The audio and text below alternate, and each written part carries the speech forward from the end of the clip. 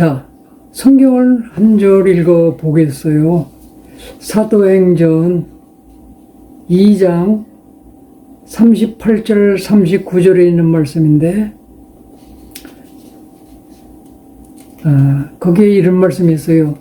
이 베드로가 그 많은 수천 명의 군중들을 모인 그 앞에서 한 말씀인데, 너희가 회개하여 각각 예수 그리스도의 이름으로 세례를 받고 죄사함을 받으라. 그리하면 성령의 선물을 받으리니 이 약속은 너희 모든 자녀와 먼 데사람 곧 주 우리 하나님이 얼마든지 부르시는 자들에게 하신 것이라. 사도행전 2장 38절 39절에 있는 말씀인데, 이게 굉장히 중요한 말씀이기 때문에 좀 소개를 하고 지나가려고 그러는데, 베드로가 이제 그 미문 광장에 수천 명이 모였죠.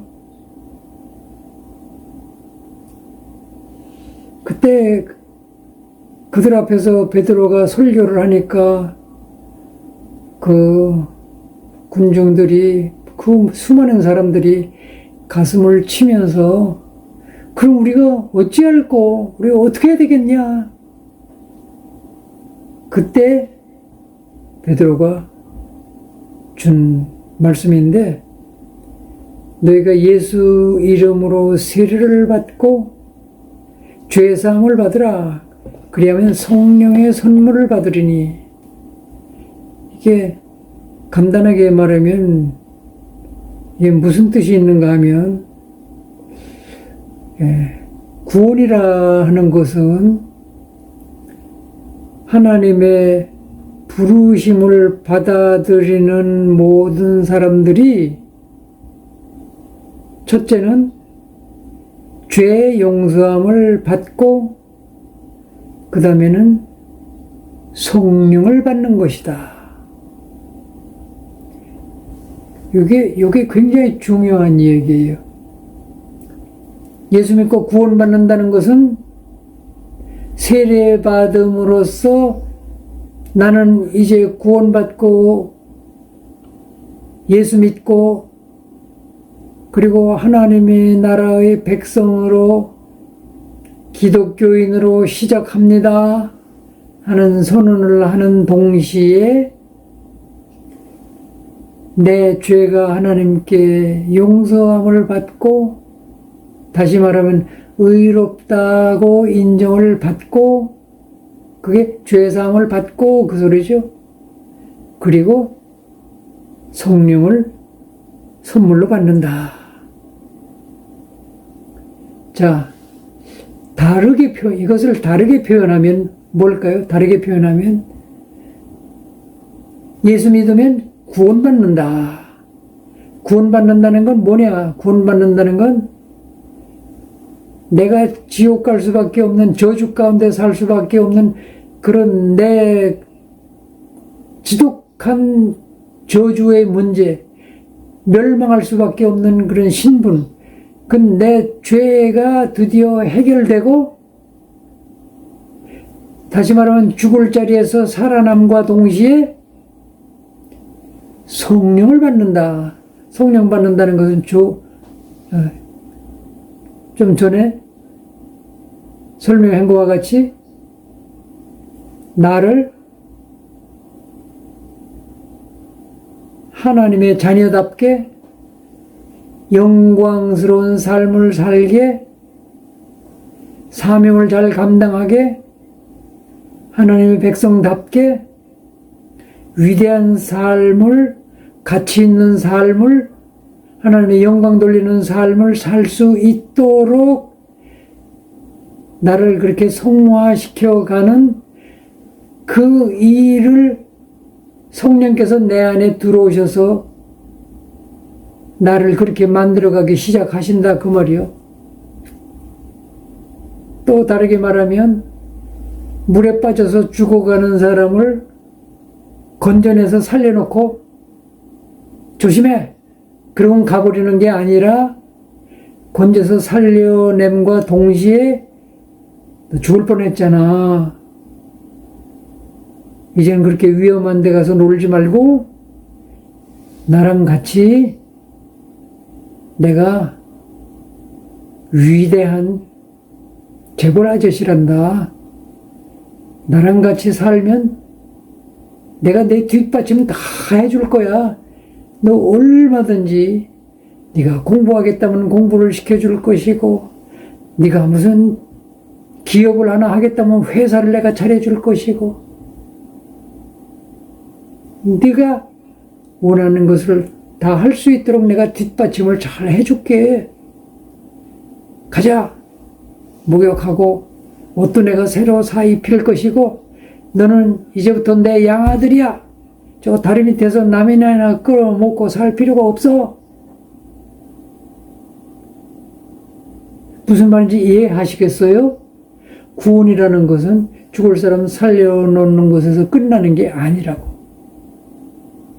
그래서 성령은 우리가 물 가운데서 살아나도록 도우실 뿐만 아니라 살아서 위대하고 영광스러운 삶을 살 수 있게까지 우리를 계속 인도해 주시고 도와주시고 깨닫게 해주시고 알아듣게 말씀해 주시고 그렇게 갖가지로 도와주신다는 사실을 요한복음 2장 38절에서 39절의 말씀이 그런 의미가 있는 내용이라 하는 것을 여러분들이 기억을 해 두세요. 그 이외에도 또 성령 충만을 받으면 우리의 예배가 달라지고 우리의 교제하는 삶이 달라져요. 예배할 때마다 졸음이 쏟아지는 사람이 있죠? 그런 사람은 성령 충만 받으면 완전히 뒤집어질 거예요. 마귀 충만 받으면 어떻겠어요? 너무 졸려가지고 어쩔 줄을 모르겠지. 말씀 하나도 안 들어오고. 근데 성령 충만 받으면 예배 시간에 그렇게 감격이 되고 감사가 되고 하나님께 영광을 돌려드리고 싶고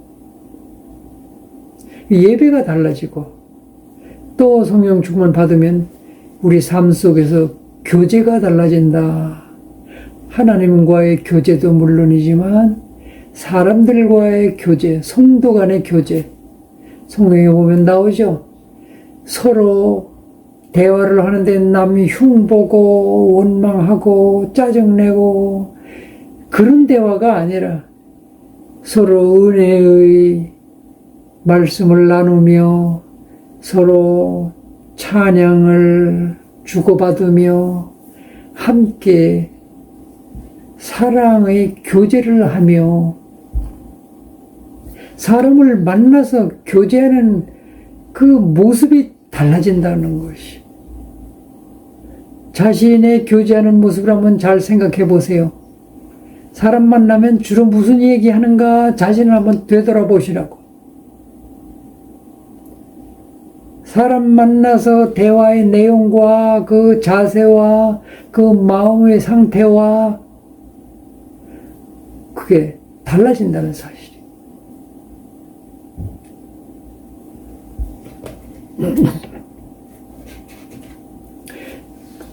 또 이제 다음 시간에 더 자세히 배우겠지만 이 성령은 우리에게 성령의 열매를 맺게 해주시는 일도 하시는데 그 성령의 열매, 9가지 열매라는 게 여러분 다 기억하시죠? 근데 그 9가지를 이렇게 잘 분석을 해보면 3가지 이렇게 나눠볼 수가 있어요. 그래서 첫째는 하나님과의 관계가 달라져요. 하나님과의 관계가 사랑과 희락과 화평을 누리는 그런 인격적인 변화가 일어나요. 하나님과의 관계뿐만 아니라 사람과의 관계도 달라지는데, 사람과의 관계에서는 오래 참고 자비하고 양선 선한 마음, 그런 다른 사람과의 관계가 기본적으로 인격적인 변화가 일어나고, 그 다음에 자기 자신과의 관계도 달라져요. 자기 자신과의 관계, 충성, 즉 성실하고, 그리고 온유하고, 그리고 절제할 수 있는 그런 인격으로 이렇게 바뀌는, 이게 다 성령께서 우리 안에서 하시는 일, 이런 인격적인 열매를 맺어주시는 일도 하고, 그 다음에는 또 각각 은사를 나누어 주시는 일도 한다 그랬어요. 베드로 전서 4장 10절 11절 보면, 왜 은사를 주시지? 뭐 하려고 은사를 주시지? 은사는 각 사람이 다 각기 한 가지 잘할 수 있는 그 기능들, 재능들, 그런 것이 있어요. 근데 그런 사람에게 각각 한 가지 이상의 그런 특별한 재능을 다 나눠 주신다 그랬는데, 그 은사를 왜 주실까? 그 베드로전서 4장에 보면 각각 은사를 받은 대로 하나님의 여러 가지 은혜를 맡은 선한 청지기 같이 서로 봉사하라. 서로 봉사하라고. 이는 범사의 예수 그리스도로 말미암아 하나님의 영광을 받으시게 하려 함이라. 이런 삶을 통해서 하나님의 영광을 받으시도록. 그러니까 여러분들 다 각각 자기가 잘할 수 있는 재능이 한 가지 이상 다 있을 거예요. 그거 가지고 돈 버는 데 쓰기도 하고, 그거 가지고 자기 욕심 채우는 데 쓰기도 하고, 그거 가지고 잘난 척 하는 데 쓰기도 하고, 여러 가지로 쓰는데, 여기 성경에는 그걸 왜 주셨는가 하면 서로 봉사. 이 사람은 저거를 잘하고 이 사람은 저거를 잘하네. 그럼 둘이서 서로 도울 수 있겠죠? 내가 잘하는 것으로 저 사람이 봉사하고 저 사람이 잘하는 것을 나를 위해 봉사하고, 얼마나 좋겠어요, 그런 삶이 되면. 그래서 여러분들이 받은 은사, 그 성령이 주시는 은사라고 그랬어요. 그걸 여러분들이 나를 위해서 쓰기보다는 다른 사람을 위해서,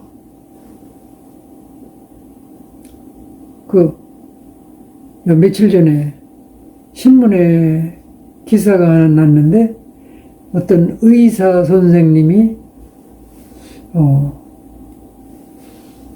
돈을 많이 벌어가지고 돌아가셨는데, 돌아가시면서 제 아들이 뭐 셋인가 되는데 그 아들들한테는 하나도 안 주고 다 이렇게 기부했는데, 어디 뭐 한동대학인가 뭐 어디엔 하여튼 이렇게 기부했어요.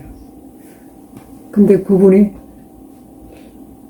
살아있는 동안에도 한동대 그 학생들에게 장학금을 많이 수여했는데, 뭐 250명이 그분 장학금을 받아서 이렇게 공부했다고 그러더라고요.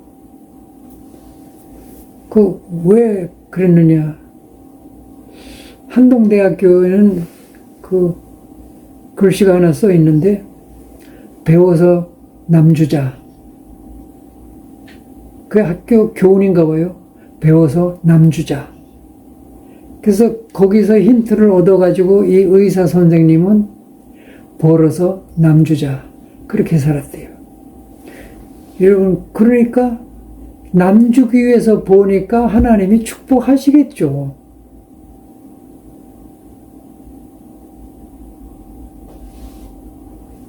의사 선생님은 자기가 받은 그 은사를 가지고 남 주는데, 봉사하는데 사용했다고요.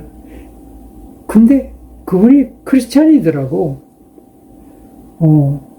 그분은 PJC 성경 공부 안 했는데도 잘 배웠네.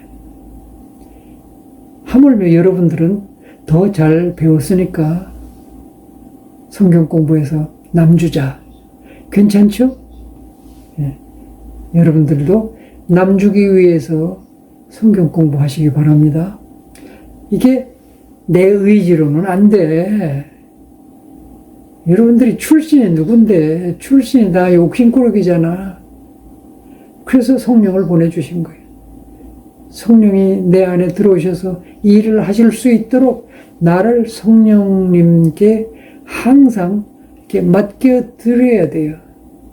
그래서 기도할 때는 항상 성령의 도우심을 구하는 기도를 빼지 말고 그렇게 해야 될 줄로 믿습니다. 자, 그 다음에는 거기 324페이지 보면 큰 1번으로 성령의 본질 그렇게 나옵니다. 성령의 본질이 뭐냐?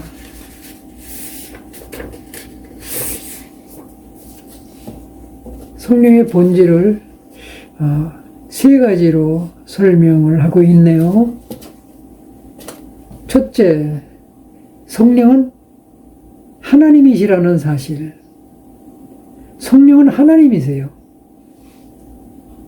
심지어는 제가 옛날에 한번 놀란 일이 있는데 어떤 목사님이 쓴 책임에도 불구하고 그 쓴 책에 성령을 설명하는데 성령은 동양의 기 같은 것이다. 그런 구절이 있어요. 여러분, 그거야말로 놀랄 노자예요. 그런데 교회 다니는 사람 중에 많은 사람이 성령 하면 능력을 연상하고 성령은 능력, 그렇게 이해하고 있으면 안 돼요. 성령은 능력을 가지고 계시는 거 맞지만 성령은 무슨 능력이나 무슨 동양 사상의 무슨 기 같은 거, 기가 세니 어쩌니 뭐 그런 말이 하죠. 또는 뭐 기 수련 뭐 그런 것도 있고, 또는 어떤 그 에너지 같은 거로 이 또 그 돌을 저 깊은 산 속에 들어가서 돌을 닦는 사람은, 제가 옛날에 그런 사람 한번 만나본 적이 있는데 그 사람은 돌을 닦는데 돌을 뭘로 생각하는가 하면 이렇게 돌을 많이 닦으면 이 우주는 에너지로 꽉 찼다고 생각하는 거예요. 그래서 이 에너지를 내가 받아들여 가지고 소위 그 기를 받아들여 가지고 내가 이렇게 기적을 행할 수도 있고 뭐 그런 생각을 하는 사람들이 있어요. 그런 에너지 같은 무슨 그런 기능으로 성령을 생각하면 안 된다 이 말이에요. 그러니까 이제 잘난 척하는 사람들이 그거 뭐 동양에서는 그걸 기라고 설명하고 뭐 기독교에서는 그걸 성령이라고 설명하고 뭐 다 그러는 거 아니겠어? 그런 천만의 말씀을 귀담아 듣지 마시기를 바라요. 성령은 하나님이다. 성부, 성자, 성령 삼위일체 하나님 중에서 성령은 하나님이신데 인격을 가지신 하나님이요.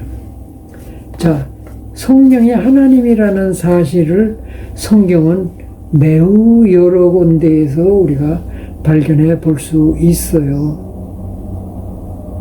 우선 창세기 1장 2절에 보면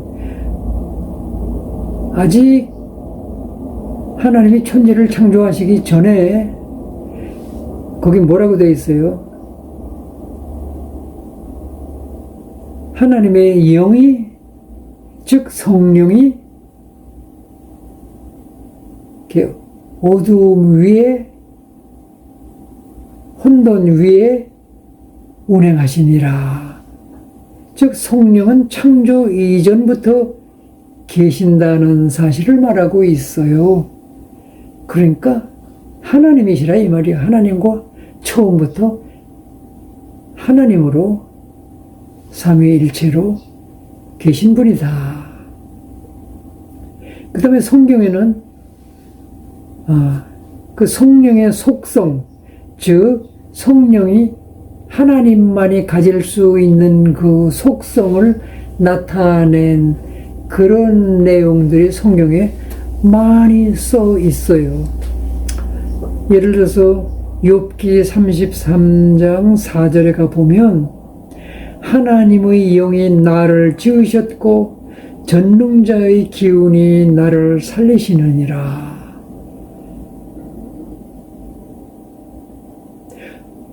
하나님의 영이 나를 지으셨고, 즉 성령은 태초에 창조하실 때 거기에 성령도 함께 창조에 참여하신 분이다. 또 시편 139편 7절부터 보면 다윗이 하나님을 가장 잘 알았던 분이라고 우리가 그렇게 배웠죠. 그런데 거기 보면 뭐라고 써있냐? 다윗의 고백이 뭐라고 써있냐? 내가 주의 영을 떠나 어디로 가며, 주의 영이 성령이죠? 자, 내가 주의 영을 떠나 어디로 가며, 내가 하늘에 올라갈지라도 거기에도 계시며, 내가 서울에 내 자리를 펼지라도 거기도 계시나이다. 그러니까 이것은 말하자면 안 계신 곳이 없는 하나님을 나타내는데 성령이 그렇다는 거예요. 그러니까 성령이 바로 하나님이심을 나타낸 그런 내용이죠. 또 성령의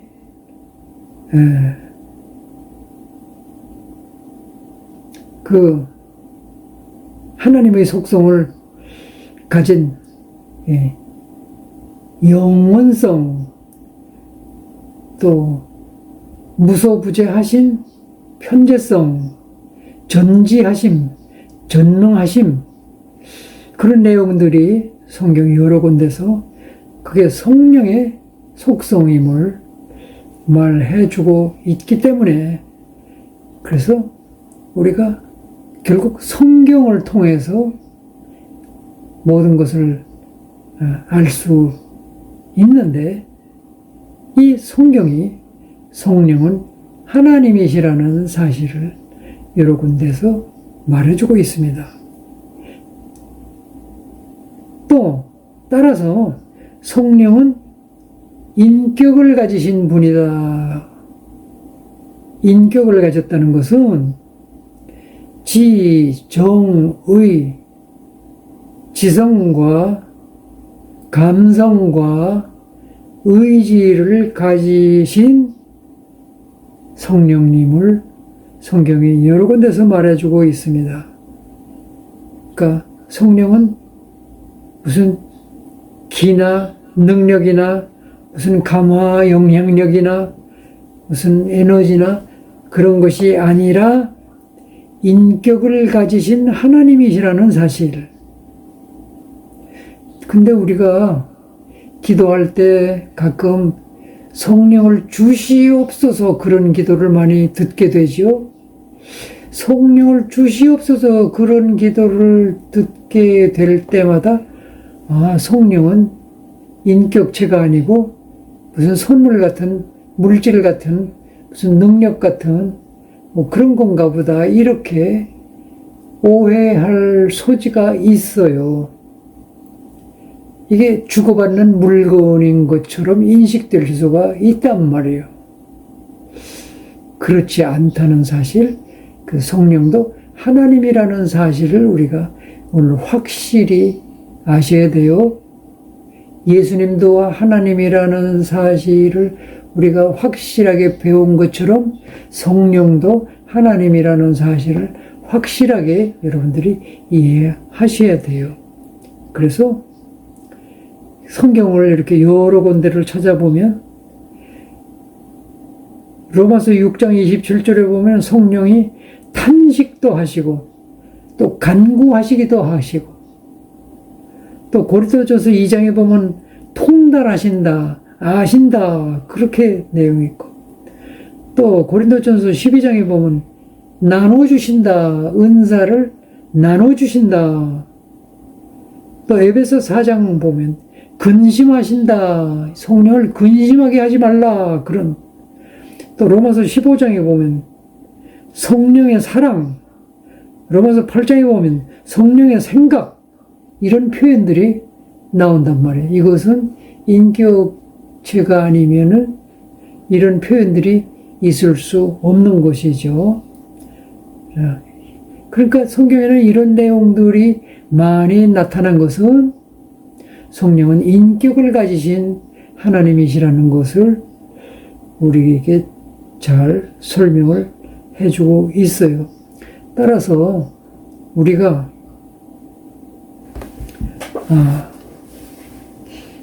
이제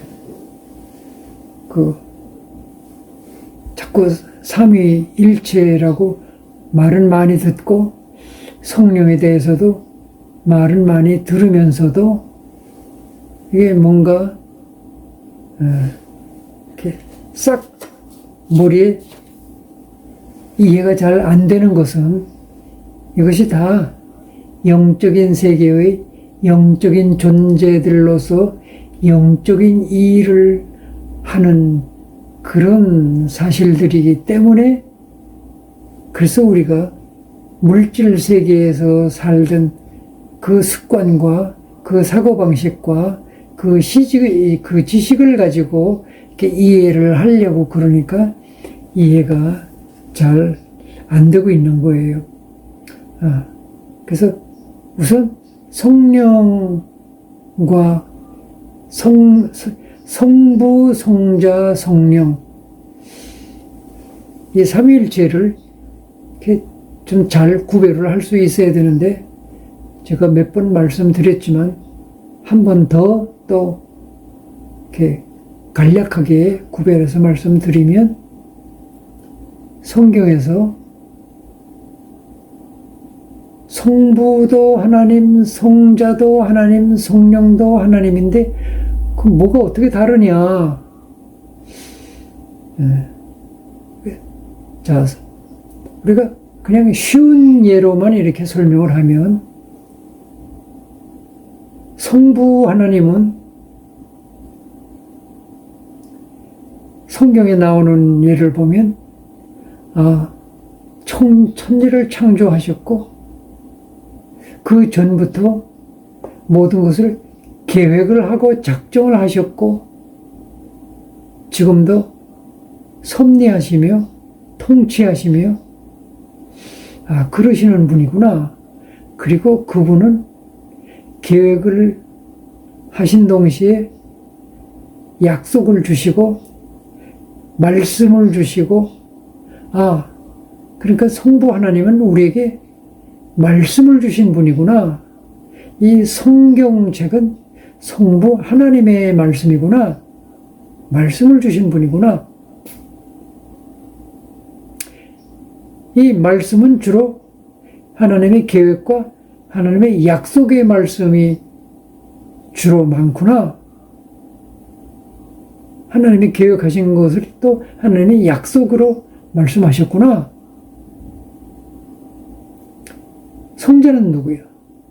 근데 성자는 이 성부 하나님, 아버지 하나님의 그 계획과 그 약속을 그대로 이루신 분이구나. 즉, 성경의 약속이라는 것에 가장 중요한 것이 인간이 다 타락했지만 하나님이 다시 구원하실 거야. 다 타락해서 죄 가운데 빠졌지만 죄 문제를 해결하실 거야. 마귀가 다 속이고, 그래서 마귀가 사람들을 타락시켰지만 마귀의 권세도 이길 수 있는 권세자를 통해서 마귀의 권세도 꺾어버릴 거야. 근데 그 약속의 말씀들을 예수님이 실제로 약속을 실행하시고 약속을 지키시고 약속을 그대로 이루셨구나. 그래서 그 약속을 그대로 이루시기 위해서 세상에 오셨고, 그 약속을 이루시기 위해서 죄 문제를 해결하려고 죄값을 치르기 위해서 십자가에 죽으셨고, 그가 마귀의 사망 권세를 깨뜨리기 위해서 죽음에서 부활하셨고, 그리고 하나님과 끊어진 관계를 회복하고 하나님의 뜻을 알려주고 하나님의 모든 것을 우리에게 알게 하시려고 그가 삶을 통해서 우리에게 하나님이 누구신지를 보여주고 우리를 그 하나님과의 관계를 회복시키려고 중보자 역할을 하셨고, 그게 바로 복음이구나. 우리에게 가장 복이 되는 소식이구나. 우리가 잃어버린 복을 회복할 수 있는 소식이구나. 그게 복음이구나. 그러니까 성자 예수님이 하나님의 약속을 그대로 이루신 그것이 바로 복음이구나. 이렇게 복음을 이루어내시고 그리고 그 모든 것을 우리 인간들이 육신의 감각을 가지고 깨달을 수 있도록 다 보여주시고 말로 설명해 주시고 그렇게 하셨는데도, 그리고 그거를 글자로 인쇄해서 책으로 만들어 주셨는데도, 그랬는데도 사람들이 그거를 이해를 못하고, 들어도 이해를 못하고, 읽어보면서도 이해를 못하고, 참 답답하구나. 또 그거를 이해하고서도 또 그걸 믿지를 못하는구나.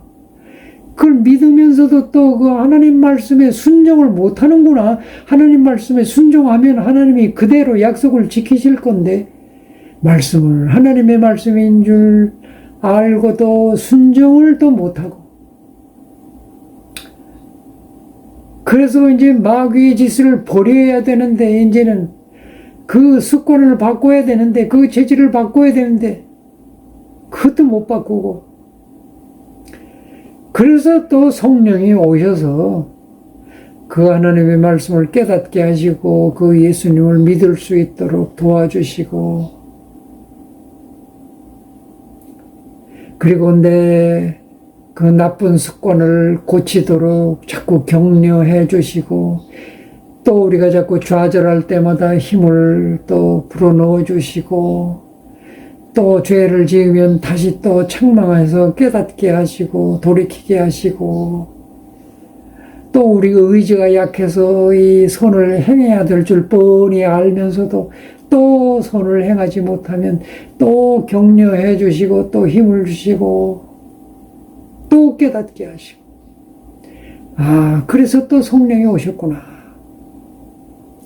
예수님이 이루어 놓으신 그 복음을 실제로 적용해서 우리가 제대로 변화되어 가고 성숙되어 가고 열매 맺고, 그래서 온전하게 구원이 이루어지기까지, 성화되기까지 우리를 그렇게 이끌어 주시고 깨닫게 도와주시고, 또 우리에게 힘 빠지면 힘을 주시고, 또 우리가 하나님이 맡겨주신 사명을 감당해야 되는데 힘이 모자라고 지혜가 모자라고 능력이 모자랄 때는 성령께서 지혜도 주시고 능력도 주시고 힘도 주셔서 우리가 이 영광스러운 삶을 잘 영위하고 누리고 감당할 수 있고, 그래서 하나님의 영광을 드러낼 수 있도록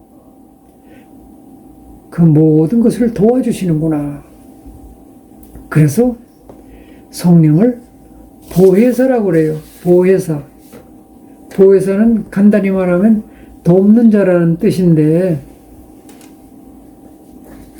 이 보혜사라는 그 원어의 본래의 의미는 뭔가 하면 항상 우리들의 옆에서 요청을 받아 우리들을 지지하여 그의 도움이 필요한 모든 곳에서 우리 편을 들어주실 준비가 되어 있는 분. 길죠? 보혜사라는 뜻은 다시 내가 어떤 사람을 한 사람 내 옆에 불러다가 세워놨어. 어떤 사람을 내 옆에 불러다 세워놨다고. 왜? 내가 필요한 일이 생겼을 때 내 필요를 그 사람에게 이렇게 요청하면 그 사람이 내 편이 되어서 내 부족한 점을 이렇게 도와주고 내 필요를 이렇게 해결해 줄 수 있도록 내 편이 돼서 나를 도와주시기 위해서 준비가 된 그런 사람을 내가 내 옆에 불러 세워놓고 있다. 그분이 보혜사야. 보혜사라는 의미, 그러니까 그런 의미인데, 그냥 간단하게 종합적으로 이렇게 이야기하면 도우시는 분. 근데 좀 더 넓은 의미로 해석하면 우리를 위로해 주시기도 하고, 또 우리에게 상담자가 되어 주시기도 하고, 또 우리의 대언자가 되어 주시기도 하고, 또 우리를 힘있게 힘을 더해 주시는 자가 되기도 하고, 우리를 지원해 주시는 자가 되기도 한다. 그런 의미가 있어요. 보혜사요, 이게. 또 우리 교회를 생각하면 교회가 정말 맹물 같은 타락한 교회도 물론 있지만, 그러나 세상 단체, 세상 모임하고는 완전히 다른 그야말로 살아있는 신자와 교회가 살아 움직이고 계속 성장하고 그리고 계속 역사가 일어나는 그런 교회도 있는데, 이것은 성령께서 그 교회 안에서 일하고 계시느냐, 성령이 떠나버린 교회냐, 그 차이다 이 말이야. 그걸 보고 죽은 교회도 있고 살아있는 교회도 있다고 그러는 거예요. 교회 사람들만 모여서 성령이 떠난 교회는 어떤 현상이 일어나겠어요? 예수 믿는다고 그러는 사람들이 모여가지고서는 교인들끼리 맨날 쌈박질하고 편 가르고 내 편 하고 서로 손가락질하고 서로 흉보고 서로 따지고 그런 교회도 있어요. 목사님하고 장로님하고 싸우고 장로님들도 갈라져가지고 내 편이 있고, 성령이 떠나버린 교회는 그래요. 여러분들의 교회는 어떠신가요? 여러분들의 목장은 어떠신가요? 성령을 모시고 그리스도인들은 만나기도 하고 모이기도 해야 돼요. 자, 그래서 성령은 돕는 분이다 하는 것을 설명했는데, 자,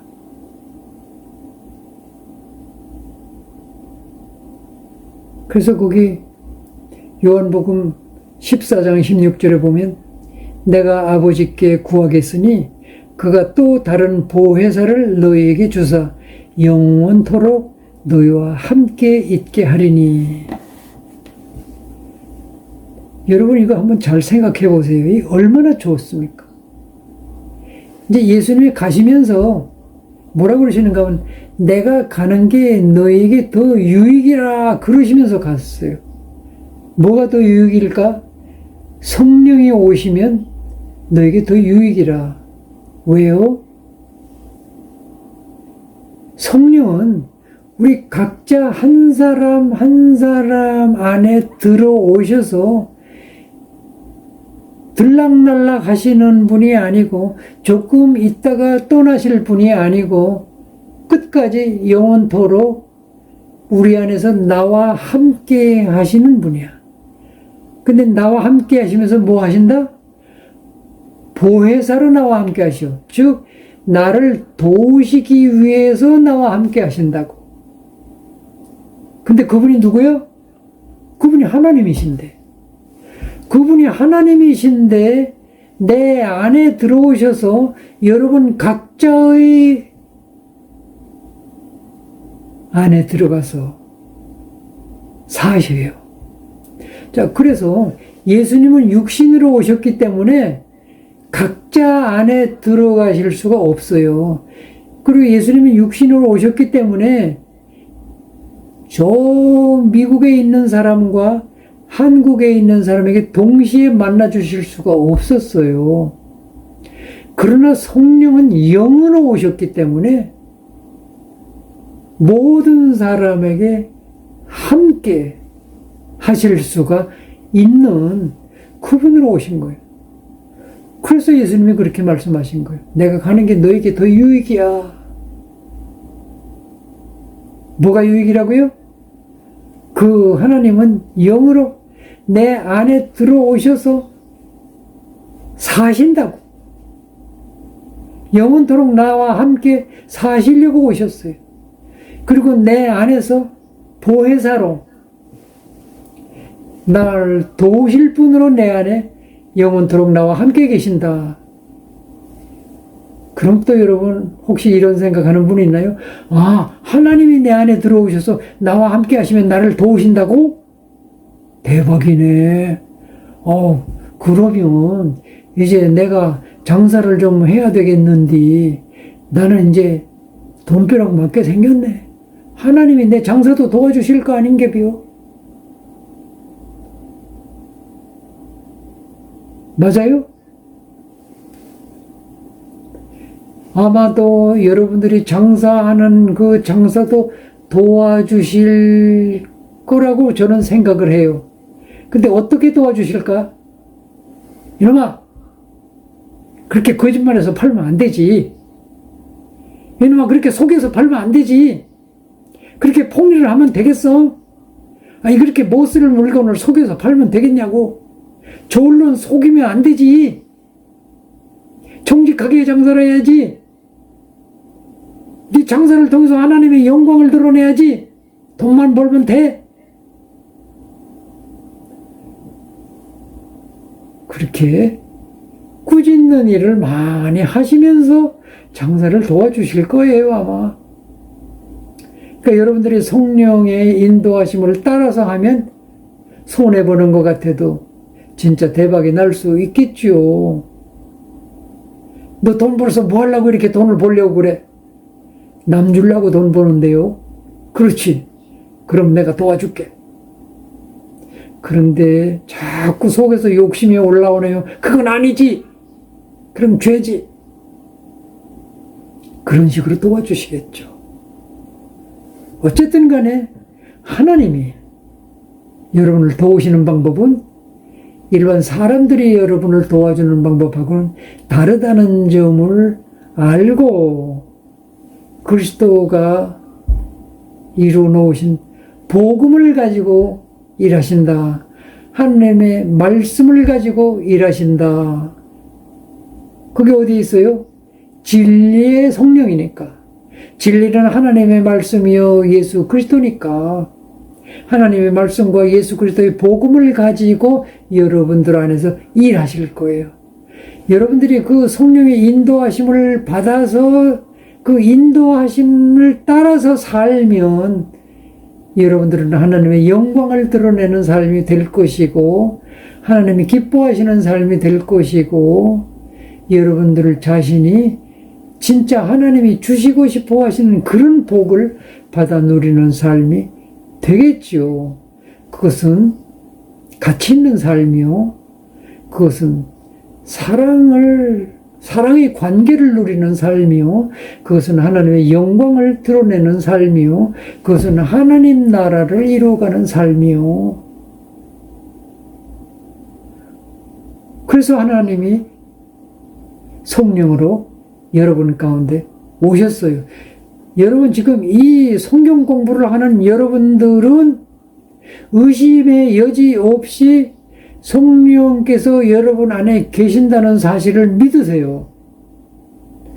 그러면 중요한 건 뭔가 하면 여러분들의 몸이 여러분들께 아니라는 사실이야. 이제 여러분의 몸은 여러분께 아니라는 사실. 성경이 무섭게 얘기하고 있어요. 너의 몸은 이제 내 거가 아니라 성령의 성전이야. 성령의 사시는 성전이라고. 그런데 성령께서 거룩하시다면 너도 거룩해져야 돼. 내 몸이 이제 내 것이 아니기 때문에 내가 네 몸을 더럽히면 내 몸을 멸하실 거야. 조금 무섭죠? 그런데 무서운 게 아니고 이게 축복의 말씀이야. 내가 이제 하나님이 기뻐하시는, 하나님이 축복하시는, 하나님이 함께 하시는, 하나님의 영광이 드러나는 내 삶이 그렇게 위대하게 가치 있게 영광스럽게 이 성령께서 나를 그렇게 내 인생을 그렇게 만들어 가시기 위해서 내 안에 들어오셔서 지금 일하고 계신다. 여러분은 이미 성령의 인도하심을 받으면서 사는 줄 믿습니다.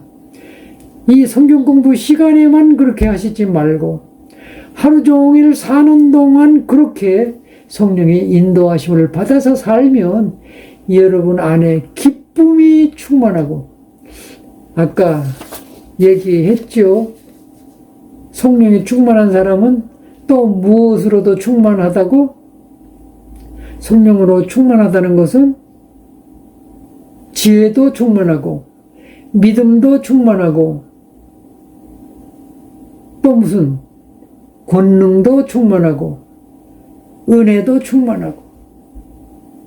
성령 충만하다는 것은 이런 모든 것이 함께 충만해 있는 것을 얘기하는 거예요. 이게 얼마나 좋은 것입니까? 기쁘지 않으세요? 예. 시간이 됐네요. 오늘은 여기까지만 하고 또 다음 주에 계속 하시겠습니다.